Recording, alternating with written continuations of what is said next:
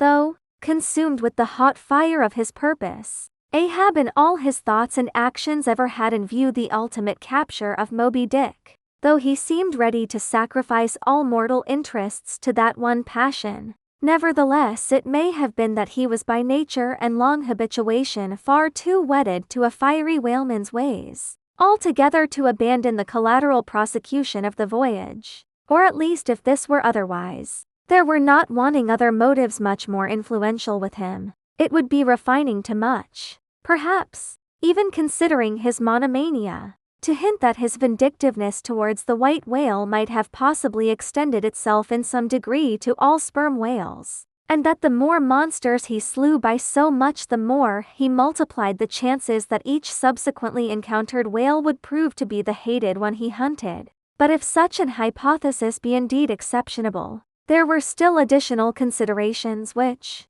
though not so strictly according with the wildness of his ruling passion, yet were by no means incapable of swaying him. To accomplish his object, Ahab must use tools, and of all tools used in the shadow of the moon, men are most apt to get out of order. He knew, for example, that however magnetic his ascendancy in some respects was over Starbuck, yet that ascendancy did not cover the complete spiritual man any more than mere corporeal superiority involves intellectual mastership. For to the purely spiritual, the intellectual but stand in a sort of corporeal relation. Starbuck's body and Starbuck's coerced will were Ahab's. So long as Ahab kept his magnet at Starbuck's brain, still he knew that for all this the chief mate, in his soul, abhorred his captain's quest, and could he, would joyfully disintegrate himself from it, or even frustrate it. It might be that a long interval would elapse ere the white whale was seen.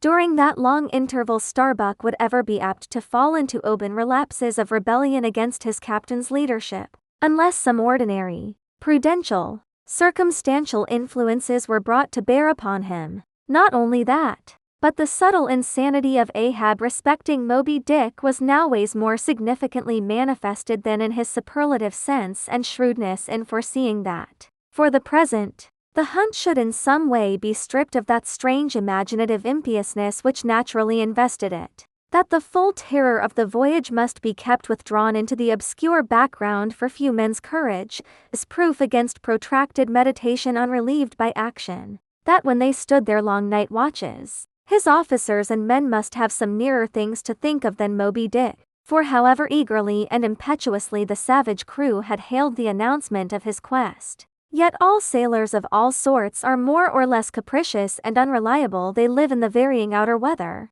and they inhale its fickleness, and when retained for any object remote and blank in the pursuit, however promissory of life and passion in the end, it is above all things requisite that temporary interests and employments should intervene and hold them healthily suspended for the final dash. Nor was Ahab unmindful of another thing. In times of strong emotion mankind disdain all base considerations, but such times are evanescent. The permanent constitutional condition of the manufactured man, thought Ahab, is sordidness. Granting that the white whale fully incites the hearts of this my savage crew, and playing round their savageness even breeds a certain generous knight-errantism in them, still, while for the love of it they give chase to Moby Dick, they must also have food for their more common, daily appetites. For even the high-lifted and chivalric crusaders of old times were not content to traverse 2,000 miles of land to fight for their holy sepulchre,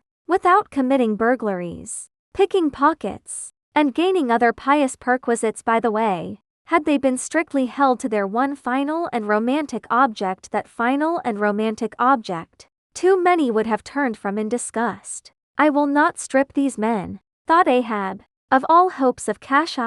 Cash. They may scorn cash now, but let some months go by, and no perspective promise of it to them, and then this same quiescent cash all at once mutinying in them. This same cash would soon cashier Ahab. Nor was there wanting still another precautionary motive more related to Ahab personally, having impulsively, it is probable, and perhaps somewhat prematurely revealed the prime but private purpose of the Pequod's voyage. Ahab was now entirely conscious that, in so doing, he had indirectly laid himself open to the unanswerable charge of usurpation, and with perfect impunity, both moral and legal, his crew if so disposed, and to that incompetent, could refuse all further obedience to him, and even violently wrest from him the command, from even the barely hinted imputation of usurpation, and the possible consequences of such a suppressed impression gaining ground. Ahab must of course have been most anxious to protect himself.